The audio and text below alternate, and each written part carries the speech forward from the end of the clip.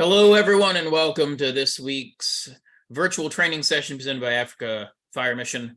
My name is Mike. I am a project coordinator here with Africa Fire Mission, and I'm very happy you guys took the time out of your busy schedules to come and join us for today's training. Today, we're going to be talking about small engines and how to use them and maintain them here in the fire service. If you attend at least 70% of today's class, which is usually about 40 to 45 minutes, you'll receive a certificate of attendance for today's training. If you've got some other people attending class along with you watching on the same screen, please email Leah at africafiremission.org, and she'll arrange for certificates for those people that are watching with you as well. After we get completed with today's training at the top of the hour, I encourage you all to stick around for tea time. That'll be hosted by Jose, AFM's fire safety advocate. It's a good time to have some conversation about today's class or anything else that may be on your mind. Before we get started with today's class, though, I'll pass it over to Jose, and he's going to share a few words of encouragement. Thank you so much, Chief Mike. Really happy to have you come today. And everybody else, thank you for showing up. We don't take it for granted, especially that you get to use your own bundles for self-development. Officially, I'm welcoming the bigger family from Zambia. I'm really excited. I'm seeing my fire chief, Moses Mutelemba, around together with other people just streaming through. Well, the encouragement of today is just to encourage us to not stop. Not stop. What do I mean by not stopping? Right now in Kenya, we have a season whereby it's unfortunate children get to start burning schools and their dormitories in particular. And I just encourage you right now that wherever you are in any country in Africa, to just continue going to schools. If you've not started, you start going to schools, talk to these children. You know, and the discussion today in one of our WhatsApp groups, they were saying that let's not only blame students, you know, let's look at it wholesomely. It might be they're trying to communicate something that they're going through. So even as you go out there in the schools, just be ready to listen, but don't be always there to be judgmental. Have a conversation with these children. What are they trying to tell us? You know, so as a point of encouragement, don't feel discouraged that, hey, these schools are burning all the time. Hey, I don't need to go out there. You know, let them pay for what they are going through. But for you as a safety advocate and as a firefighter, go there with courage and tell them that these schools are there for, the government has put them there to educate them, because they are responsible students, are responsible citizens of their country. Thank you for listening. Back to you, Chief Mike. Thank you, Jose. We always appreciate the time that you dedicate to our organization and all the work that you do out there in the community. It's much appreciated. Without further ado here, I think we'll get started on today's topic. If you keep your eye in the chat, after I complete today's topic, I'll put some information in the chat where a link to our Google Drive where you can watch this training session again and any of our other trainings that we've done so far this year. And if you watch those and answer a few questions, you'll receive a certificate of attendance for taking those classes online as well. So keep an eye on that after we get completed with today's training. And today's topic of the day is small engines. So we're going to talk about the use and care of our small engines and our petrol-powered tools that we encounter here in the fire service. So what types of equipment do we use that are powered by petrol engines? We've got a variety of different types. If we start with the images on the top there, and we work our way clockwise, you've got a portable water pump, a ventilation fan, a generator, electric generator, A power saw you would use for roof ventilation, or depending on the type of blade that you have on that, you may be able to use that for vehicle extrications or other demolition type uses. In the bottom center is what you would call a generator or a power unit for hydraulic rescue tools. And of course, on the bottom left there, we've got a chainsaw. All of these different power tools use different petrol-powered engines, and each one of them has just a little bit different type of engine that's attached to it. So we want to talk about how to use those engines and how to take care of those.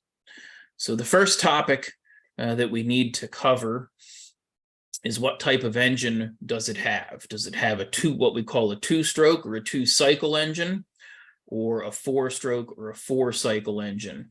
And we'll go through and show you how to identify what type of engine it has. And we'll also show you what the difference is between that two and that four-stroke. If we go back one slide, just looking at the different equipment that we have here, the water pump, the ventilation fan, the generator, the electric generator, and the hydraulic generator, all of those are going to be four-stroke or four-cycle engines. And the other two, the two power saws, are typically going to be two-stroke engines or two-cycle engines. Okay. So what's a two-stroke or a two-cycle engine? So a two-stroke engine, the piston makes only has sort of two passes as the engine fires. And this chart does a good job of showing you what happens on the first stroke. The exhaust port gets closed up, the transfer port gets closed, and the inlet port opens. It brings in your fuel air mixture into the crankcase. Okay. And then that's sort of that upward stroke. And when the fuel mixture is compressed up there at the top of the cylinder, the spark plug ignites, which pushes the piston down. It opens the exhaust ports and lets the exhaust out. It opens the inlet port so that it can begin to draw the fuel mixture back in. Okay, and starts it again. So this is a two-stroke or a two-cycle process of how the engine fires. Okay. We'll talk a little bit more about there's another difference as well between our two-stroke or our two-cycle and our four-cycle that I'll address in just a few minutes here. Let's take a look at the four-stroke. And the four-stroke is maybe a little bit more complex. Okay. So you can see we've got an intake stroke as it's moving down. That's going to pull your fuel air mixture in. The cylinder, the piston is going to rotate back up, which is our compression. It's compressing our fuel air mixture, waiting for the spark plug to fire. In the third section there, that's our power stroke. So our piston's pushed back down by the force of the explosion there. And then in the fourth, it's the fourth stroke there. As it continues rotating around, it opens up the exhaust valve and lets the exhaust escape.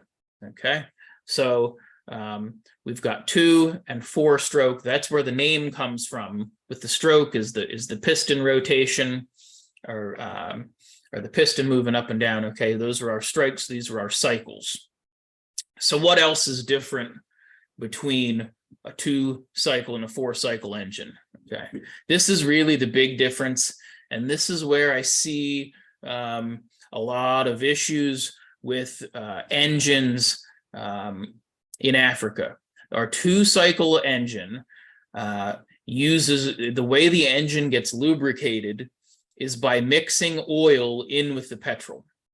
Okay, a four-cycle engine uses just straight petrol fuel.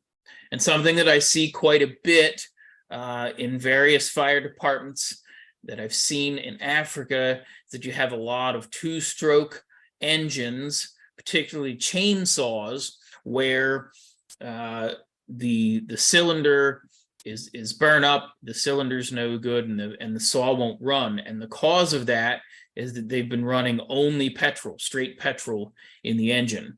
And a two-stroke engine will run for a short time on straight petrol, but there's no lubrication in the engine. So that's going to ruin the cylinder lining. It's going to ruin the piston head. It's going to ruin the engine if we're not mixing oil in with our petrol on the two-cycle engine. The four-cycle engine, that uses just straight petrol as its fuel supply. So how do we tell the difference? How do we know just by looking at the engine whether it's a two-cycle or a four-cycle engine? Your two-cycle engine, if you look at your fuel cap, on some engines, the fuel cap will say fuel/oil, okay? And it may even give you the mixture ratio there of how many parts of petrol to how many parts of oil that you need to mix. The other thing with a two-stroke engine, with a two-cycle engine, typically you won't find an oil reservoir. You won't find a separate place for you to add oil to the engine. There are some exceptions to this, I know, on some two-cycle motorcycles. Those engines sometimes have a feature that will mix the fuel for you, so you have a separate two-stroke oil reservoir. And that two-stroke oil, or that two-cycle engine oil, that's different than the engine oil that you would put into a four-cycle engine. So you're looking for a specific oil for that two-cycle engine. I don't have a bottle of that with me here. I just ran out and mixed up my last batch. So I need to get some more of that. I don't have a bottle to show you of it, but that's a separate oil than the engine oil that you would put into your four-cycle engine. You can see in the picture that I have up there on the bottom picture, those are a couple different oil caps that you may find on your four-cycle engines. So if it's got one of those, the two on the left-hand side, sometimes they don't have a dipstick, so you just look in there to see that the oil level is visible. The other ones may have a dipstick that'll show you the level of the oil in there, so you'll know if you have the appropriate amount of oil. Four-cycle engines that take engine oil like that, a lot of times those will also have a low oil shutoff switch. So if you're using, say, a hydraulic generator, and you sit that hydraulic generator and it's not sitting level, sometimes that will cause the engine to shut off because it thinks that there's not enough oil in there, and it'll shut it off. Sometimes if you just sit that back level, that'll work. And when we talk a little bit about diagnosing some issues, certainly in a four-cycle engine, that's something to look for, is do you have enough engine oil if your engine won't start or your engine won't run? The two-stroke mixed fuel ratio, sometimes you'll find the ratio listed on the cap, like the image on the previous slide there. Sometimes you need to look in the owner's manual of that particular piece of equipment to see what ratio. When you see that ratio like 50:1, that means that we're using 50 parts of petrol to 1 part of two-stroke engine oil. So as that changes, that tells you, how much to mix. Most of your newer two-stroke engines for power tools and the type of tools that you will be using in the fire service, 50:1 is the ratio that you'll mix them to. There is a range, though, that can range as low as 16:1 all the way up to as light as 100:1, depending on the engine type. And what's important here to know is that oil, that's what's lubricating our engine. So if we don't use that, our engine gets no lubrication. It can overheat. If our mix ratio is what we would call too rich, where we would put too much oil in with the petrol, that can cause fouling of the spark plug, and we'll show you what that looks like a little bit later. If I was unsure of the ratio to use, I would lean towards mixing it a little bit richer, a little bit more oil rather than less, and then watch and see if my spark plug is fouling, if it's wet with oil. I think I would rather run it a little bit rich than a little bit lean. Lean is the condition where we don't have enough of that oil in there, okay, because that can cause damage to our engine. How do we start these engines? We have two different starting procedures for a petrol-powered engine, and that depends on whether the engine's cold or whether the engine is warm. And this is sometimes a little bit difficult to determine whether your engine is cold or warm. Typically, when we say that an engine is cold, it's an engine that hasn't run for a while. And typically we'll need to use what we call the cold starting procedure most of the time, the first time we try to start the engine. So we're going to take a look at it. We're going to see if it has a stop-start switch. A lot of your hand tools are going to have a switch. Your handheld power tools, your power units, there's all going to be a kill switch on it somewhere, a stop-start switch. Make sure that that's in the start position. We're going to check and see if it has a choke. If it has a choke, we're going to turn the choke on. What that's doing is making the fuel and air mixture lean. It's not lean. It makes it more towards the rich side to give a little bit more fuel when we're trying to start it. Some have a throttle lock, specifically your hand saws, and we're going to try something a little bit different today. When I get through my slides, I have a few chainsaws here.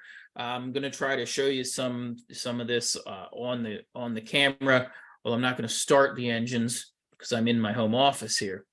But we'll look for a throttle lock, your handheld power tools. If you can lock the throttle open, we're going to do that. Some may have a priming bulb that you will pump with your finger 3 to 4 times in order to pump some petrol into the carburetor to help it start. On some of your bigger engines, there may be an engine decompression button. I'll show you that. I have 3 different power heads here, 3 different saws here with me, and we'll show you 2 of those have a decompression button, show you where that is. So after we've done all those, the start switch is on, the choke's on, the throttle's locked, maybe we've primed it, maybe we've hit that decompression button if it has it, we're going to start using the pull cord to start the engine. We want to take that cord and pull it, gently pull on it until it gets, till we feel some tension, and then give it a rapid pull to try to start the engine.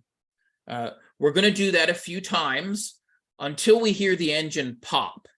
And what I mean by that is that we're listening for that engine to sound like it starts to fire, like it wants to start. It's not always going to start right up, especially when we're doing this cold procedure. But what's important is that when that engine pops, when we hear it try to start, we need to take the choke off. Okay, that's our signal to take the choke off. We've got our fuel mixture right where it needs to be. We're going to take the choke off, and typically after it pops that first time and we take the choke back off, usually about 3 to 4 more pulls on that cord and our engine's going to fire up. If we continue to pull that starter cord after the engine pops for the first time, and another way, if you're using a saw that has a decompression button, I guess I didn't mention what that's for. The engine decompression button on a bigger engine, when you push that button, that releases the compression from the cylinder head, and it'll make it easier to pull that pull cord.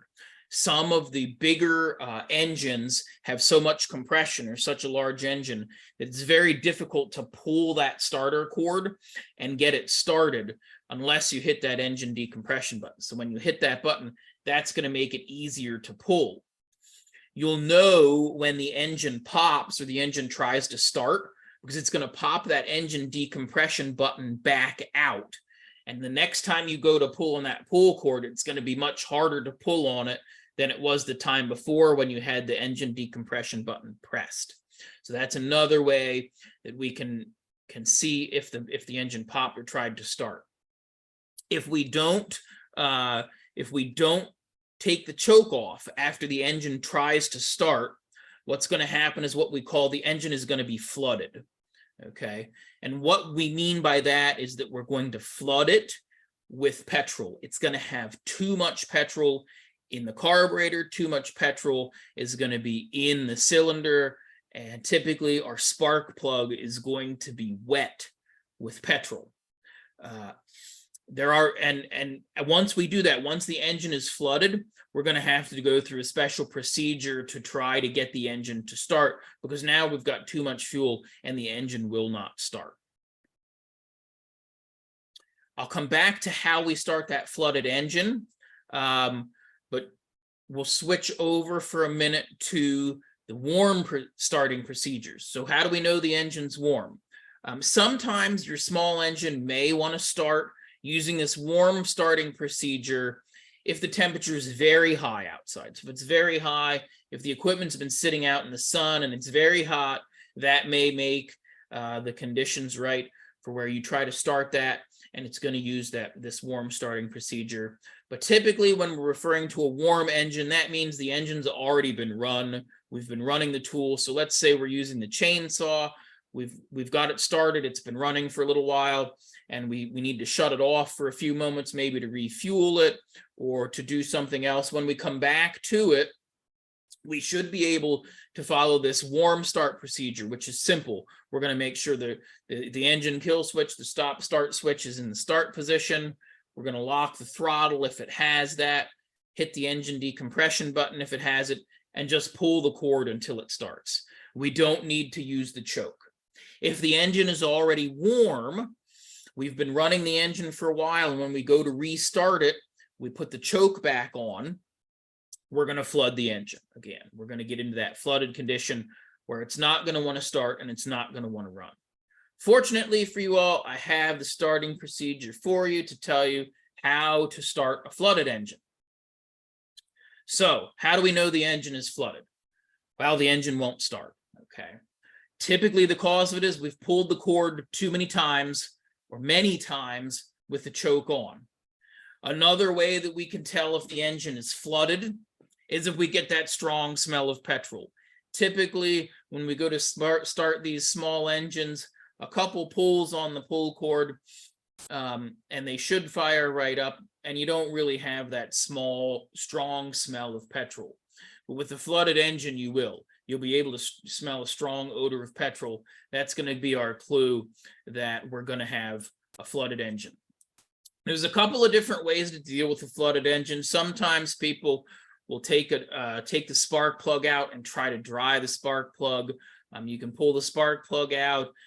You can dry it. You can heat up the tip of the spark plug with a lighter, and that works sometimes. But really, the foolproof method to start that flooded engine, it'll work every time. It may take a long time, but it will work. So you set you make sure that your kill switch is on, your stop switch is set to the start position. Be sure your choke is off, because having the choke on is what got us in this position. You need to hold the throttle wide open and then just keep pulling the cord until the engine starts. In my notes there, it says with that hold the throttle wide open, it may require 2 people. Sometimes with a chainsaw, it may be easier to have one person to hold on to the saw and to squeeze that trigger all the way open as much as it goes. And this is more than the throttle lock, okay? When you lock the throttle on, that's not enough. So don't use the throttle lock. Actually hold it in the wide open throttle position with your choke off and pull and pull and pull. You may have to pull that cord 20 times. You may have to pull that cord 50 times, but that will clear the engine. And so long as there's nothing else wrong with the engine, it will start following that procedure. In order to test this procedure, I went to sort of the extreme once, and I took the spark plug out, and I actually poured petrol directly into the spark plug hole until it overflowed. So the top of the piston in the cylinder, I filled it with petrol. Okay. and then threaded my spark plug back in, hooked it back up. And sometimes when that happens, you'd get what we call a hydrolock, where you wouldn't be able to pull the pull cord. But I didn't put enough in it that it would hydrolock, so I and pulled that pull cord. I've done that demonstration for my own fire brigades, where we've intentionally flooded that engine by pouring the petrol in there. And if you hold the throttle wide open, no choke on, pull till your arm gets tired, that engine will fire back up again and get it running. So there's your procedure for starting a flooded engine. When we're trying to figure out, other reasons why our engine isn't going to start, I like to relate an engine back to our fire triangle. We all know about the fire triangle, right? We need 3 components of the fire triangle in order to have fire. We need heat, we need fuel, we need oxygen. Those are the 3 components. If we remove any one of those components of the fire triangle, our fire goes out. So that makes our job somewhat simple as a firefighter. We've got to remove one of those. Okay. A small engine has the same it has the same components, right? We still need that heat, fuel, and oxygen in order for our engine to run. Now we use different terms for those when we're dealing with an engine. Fuel is the same. Okay, so we're still going to use the term fuel. That's our petrol. We can, instead of oxygen, we're going to say air, and that's where your air comes in, through your air filter. And then your spark is your heat, okay? And that comes from your spark plug. Now, what we're actually doing when we're trying to run an engine is we're setting little fires every time we're starting a fire. And that's what the spark plug does, right? So we're bringing in through our carburetor, we're bringing in the fuel, and we're bringing in the air. The fuel comes from the tank through the fuel filter into the carburetor. The air comes through the air filter into the carburetor, making our fuel air mixture. All of those are moving into the cylinder. Okay, so we've got our oxygen, we've got our fuel.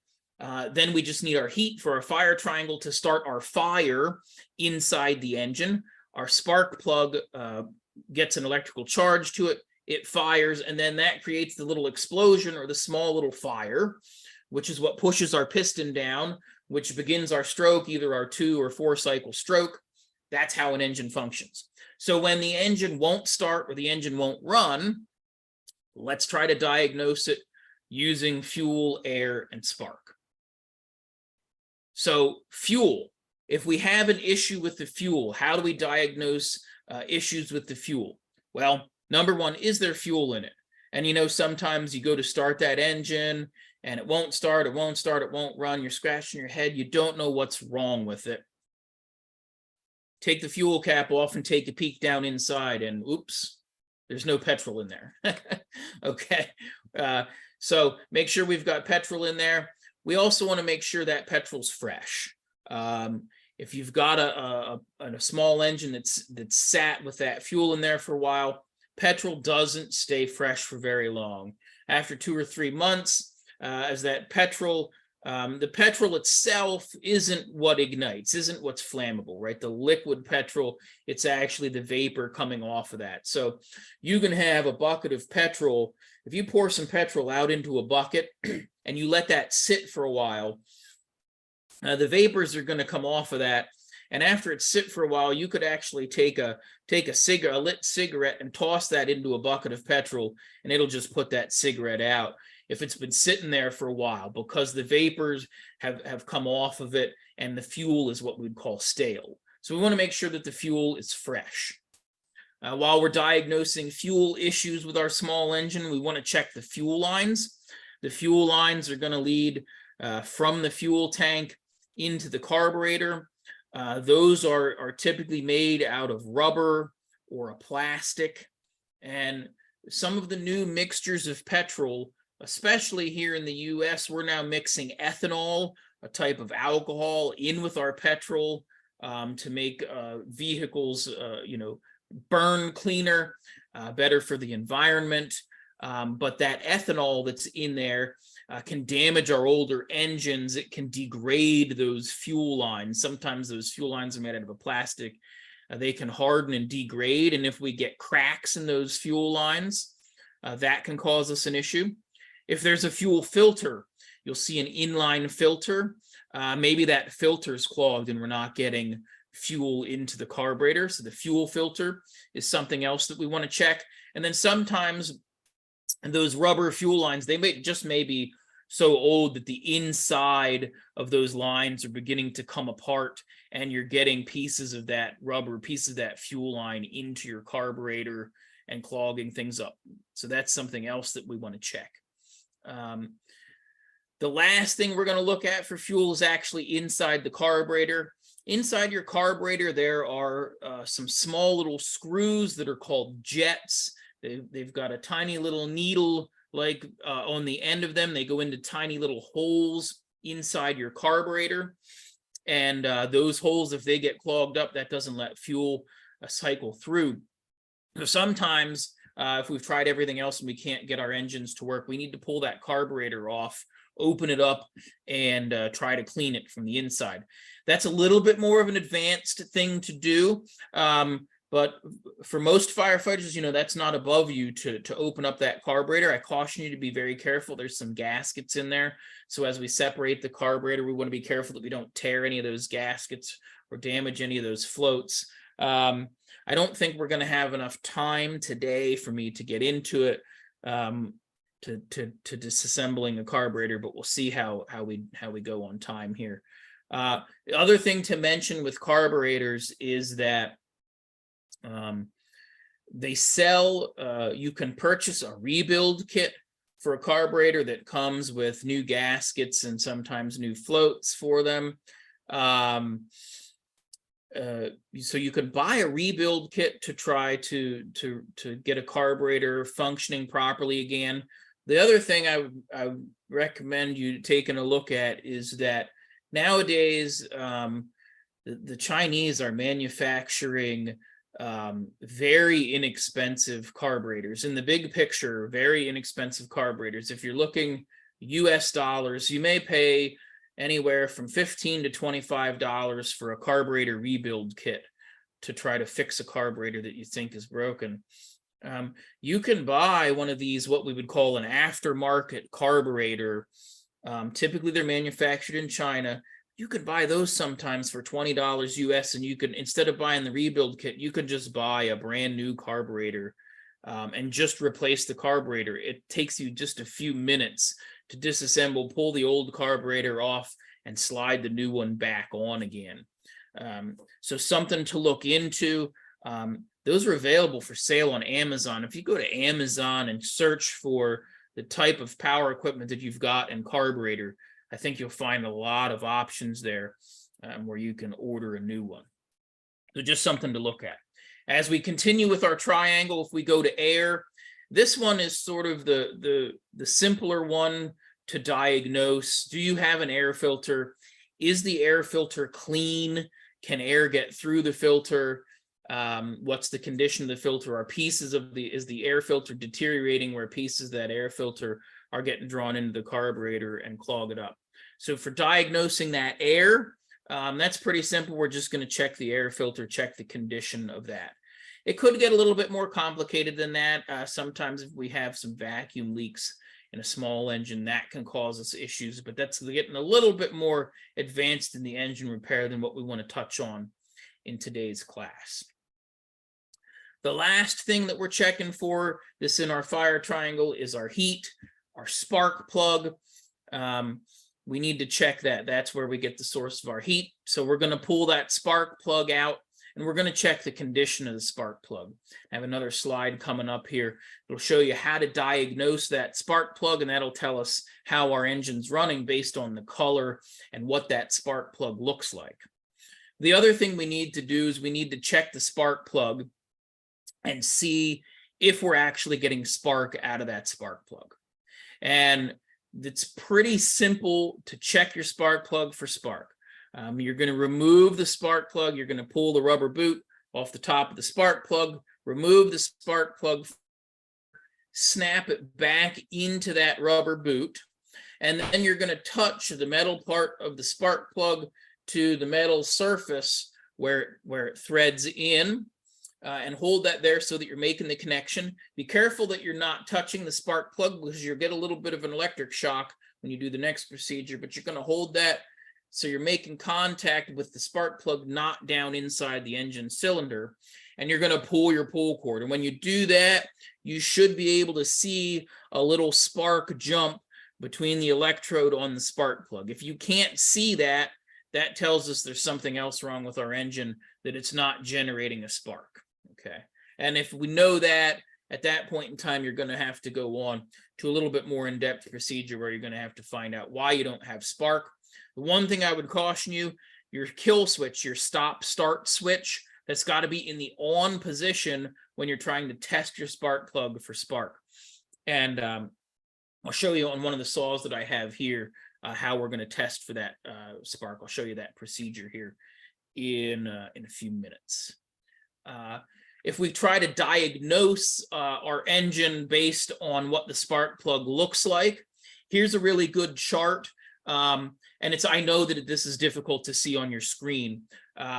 If you get online and you search for spark plug diagnostic chart, NGK is a manufacturer of spark plugs. You could download this chart, and you can get a better look at it. It gives you some ideas of what the cause is on the left-hand side of the symptoms that you're having, and on the right-hand side, your sort of diagnosis procedure. But if you take a look at the top 3 images that are horizontal there, those are what we're kind of looking at a spark plug should normally look like. Okay. If we start in the vertical chart down here, if the spark plug's wet, if it's very dark, if it's very black, it's either carbon fouled or oil fouled, and that tells us that maybe our fuel mixture is too high, so we're getting too much fuel through the carburetor, or maybe we've added too much two-stroke engine oil, so we're using too rich of a mixture there. So it's going to look like these two here, that are the top 2 in the vertical chart, that are sort of dark black. A normal one's just going to be sort of a lighter color. As we see some other things where it's worn or it's lean, if we're using a lean, we're running very lean, we're going to see a very bright, very tan. I'll show you in some of the spark plugs here. I think my saws I run a little bit lean, so I can show you that.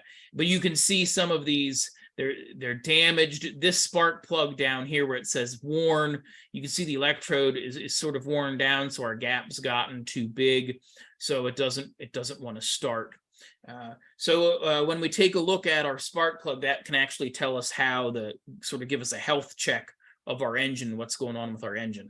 I encourage you, there's lots of different images online. If you search for spark plug color, spark plug diagnosis, some of those different terms, you'll find lots of good information to help you figure out what's going on with your engine based on what your spark plug looks like. So at this point in time, I'm going to switch over to talking about chainsaws sort of specifically. We're going to try something a little different here. So I'm going to try to switch cameras here and see. There is going to be a little bit of a delay when I switch cameras here. So I just ask you to bear with that delay a little bit, but hopefully you guys can see my saw here and what's going on. So let me start up my video here. And I'm going to stop my screen sharing, and hopefully you all can see. We've got a small chainsaw here. This particular saw is, of course, it's got a 2-stroke engine, and it's a 30 cc, just a small little chainsaw. So we'll sort of take you through the procedure of how we're going to how we're going to take the bar off, how we tighten the bar up a little bit, make sure our chain tension is right, and we'll show you a few things to check here.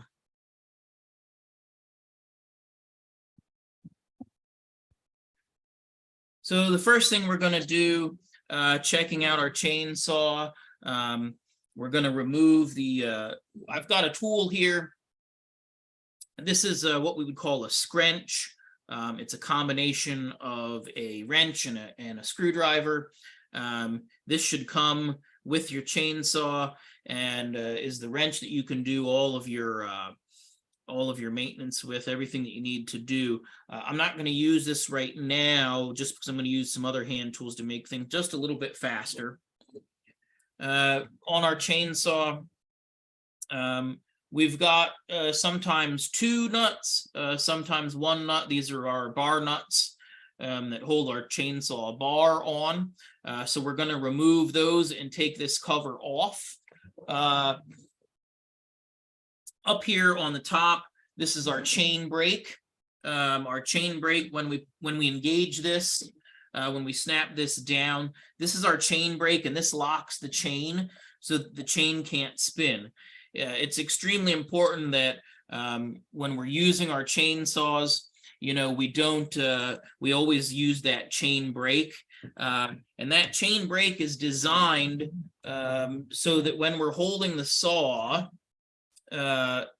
if the saw kicks back and the saw comes up towards us, that'll hit our arm and we'll push it down, and our arm will push down and engage that chain brake and stop that spinning chain so that it doesn't cut us or hurt us. When we're trying to take the bar off to clean it or to change the bar or something, we're going to pull back on that chain brake to release it. And then we're going to remove the two bar nuts. So I'm just going to use a ratchet, but like I said, you can use that that scrench that comes with it, and you want to keep your scrench there with the chainsaw all the time. So we're going to take these two bar nuts off.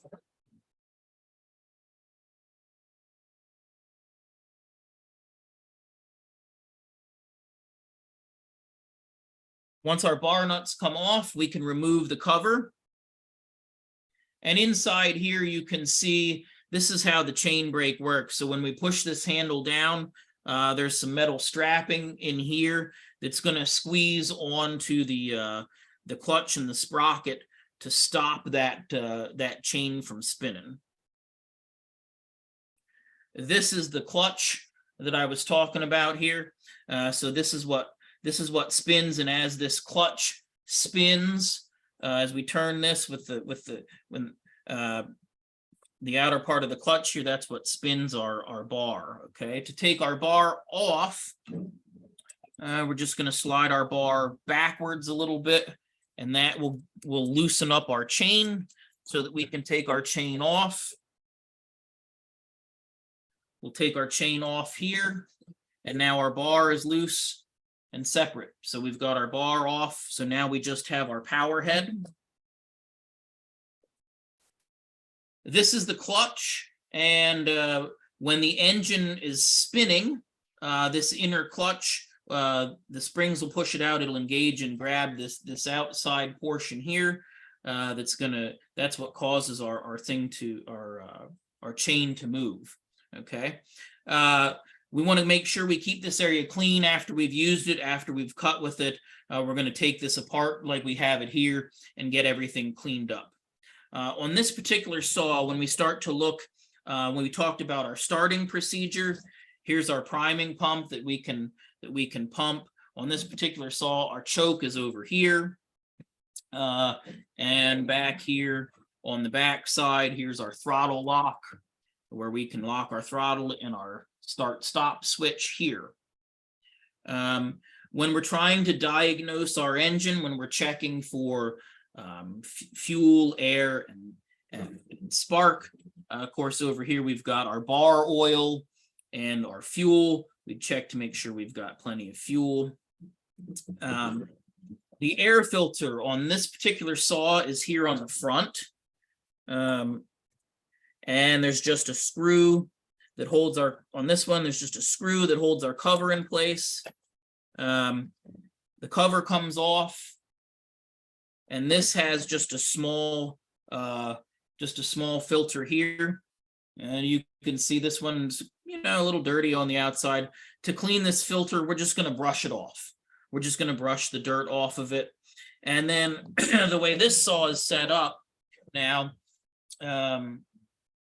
if you look here, this is our carburetor right here. Okay, so if we take these two screws out and we disconnect our choke and our fuel lines, we could pull that carburetor right out of there if we need to do some work on the carburetor.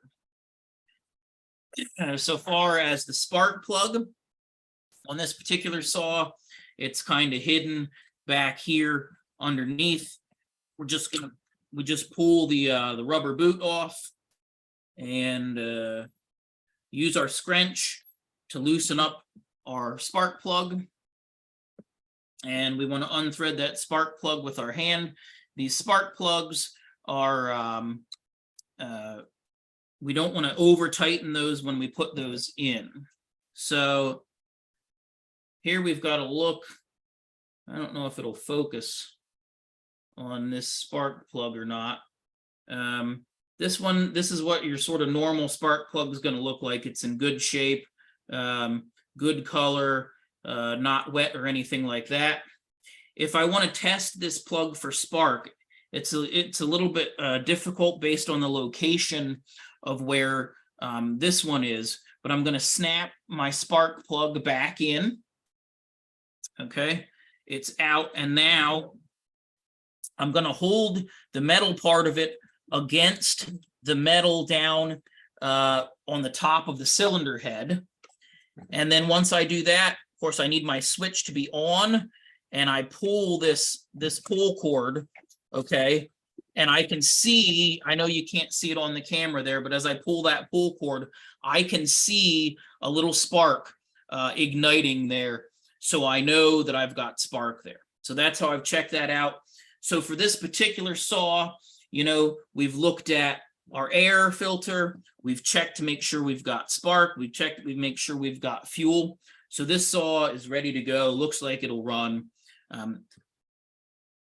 pretty decent. Just to give you an idea of what some different saws may look like, and then we'll show you how to remount the bar, and make sure you get your chain tension correct. A little bit bigger saw here, and things are laid out a little bit differently on this saw. So on this saw here, this is a Husqvarna.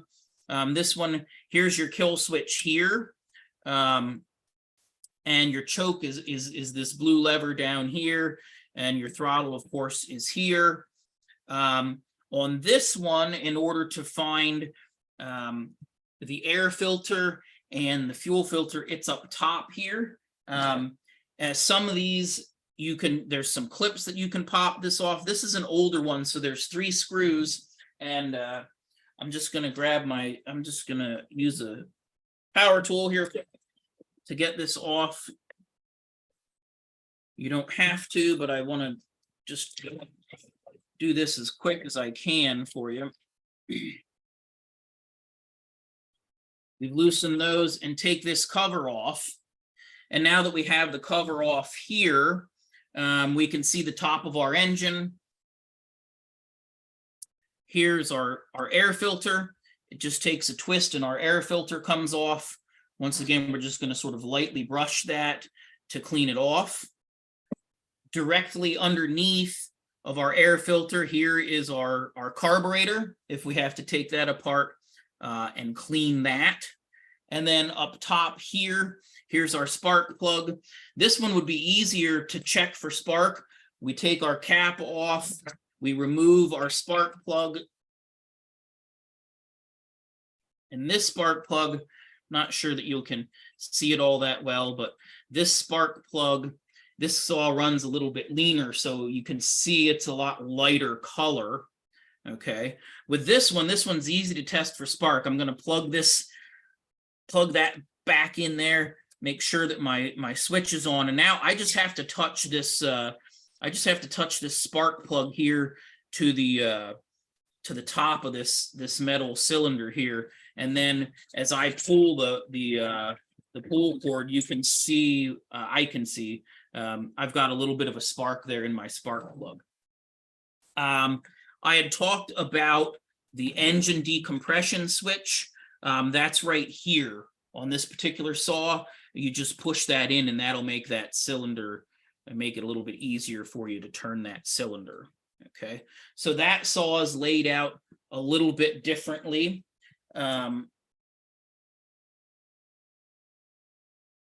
And then just a quick peek at one more. This is the sort of big daddy of chainsaws. It's a really big saw. I had to take the bar off of it. It uses a 1 meter bar. But this one, once again, let's see. Get over this way. Here's our engine decompression switch. And this particular saw is so big that you have to use that engine decompression switch to pull it, to start it. It's just that big of a saw. But in a saw like this, here you can see on the top, we just unscrew this little thumb screw.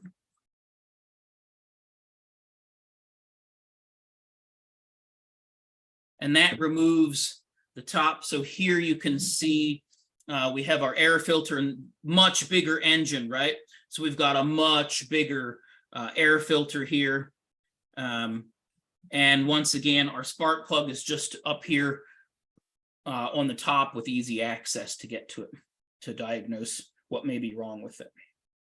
Okay, so just a couple of different saws. Before I wrap things up here, let me just show you the proper way to put the chain back on.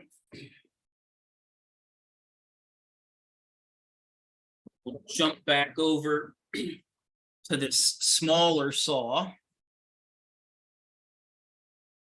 Okay, so we're going to take our bar and we're going to set our bar down over the top of it. And sometimes there's different places where you adjust the chain tension. A lot of them come from the front side here. So I'm just going to put a screwdriver in there and I'm just going to loosen this screw a little bit. It's sliding this little pin, and this pin goes inside the bar. And when you tighten that screw, it pushes the bar forward, and that's what tensions our chain. Okay, so I'm just going to back that tension off a little bit. I'm going to set my bar on, and then I'm going to get my chain. I need to make sure that my chain is facing the right direction. So I've got the sharp little points of my teeth because the chain flows this direction up and over the tip of it. So I drop my chain down behind and over the sprocket, bring it up to the tip, okay, and make sure that I've got my chain seated in the bar here, okay. Now I just need to get that bar in that little pin needs to be in the bar. So we're going to spin that down a little bit more.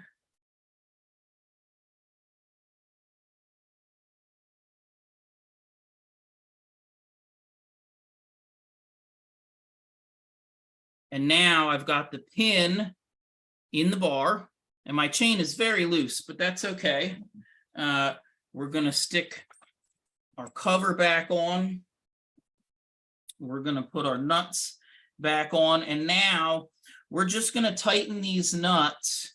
We're not going to make them very tight, okay? We're just going to get them barely snug at first here, just so it holds our bar back in the right position.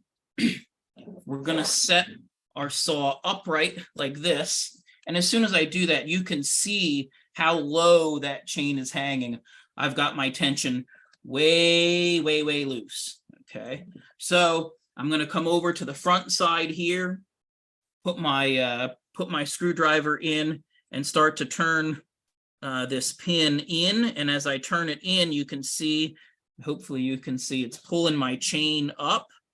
And I want that to be where I can slip maybe a thin coin in between there.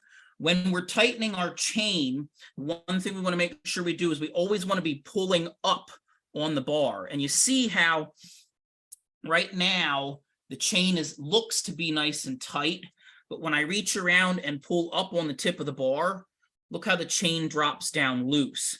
So if I would have tightened everything up here the way it is, I wouldn't have the proper chain tension. So what I need to do is be sure that I'm lifting up on the bar and then set my chain tension.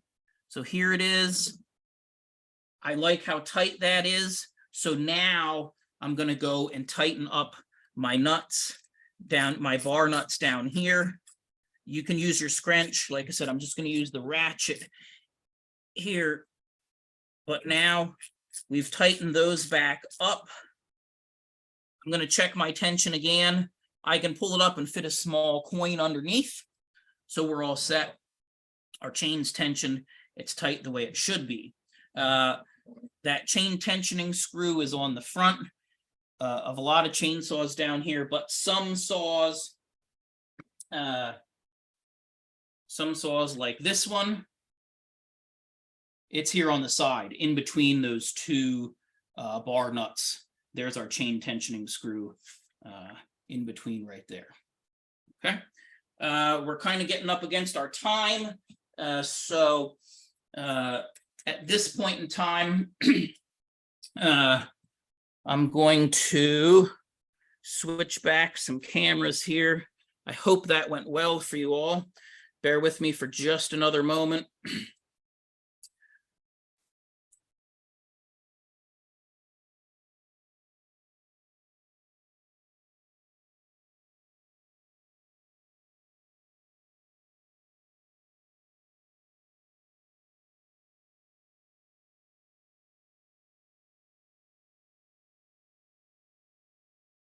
I'm back. Dirty hands. Going to make my computer all dirty and messy, but that's okay. We're right at the hour, so I'm going to say thanks to everyone for attending today. Hopefully, I taught you a little bit of something about small engines. Please stick around for tea time where we'll answer some questions and things like that. Thank you for coming. We will see you all again next week.